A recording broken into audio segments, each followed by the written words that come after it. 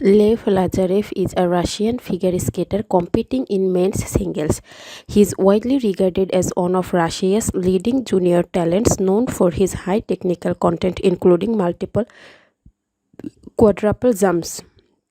After receiving neutral status from the ISU, he won the 2026 Junior Grand Prix stage in Xi'an, China, performing four quads in the free program. Fellow competitors on the podium showed support by standing without national flags. Masters all quadruple jumps except the axel and has successfully performed five quads in a free program. He has expressed interest in attempting quadruple jumps in the coming years. In one free skate, he set a Russian Junior Technical Element Scores (TES) record of 112.42.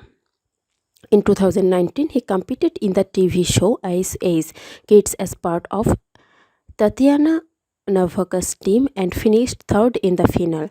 He began skating at age 4, inspired by the 2014 Sochi Winter Olympics and performance by Evgeny Palasenko. His parents first took him to public skating sessions with inexpensive plastic skates. His determination convinced them to support him seriously.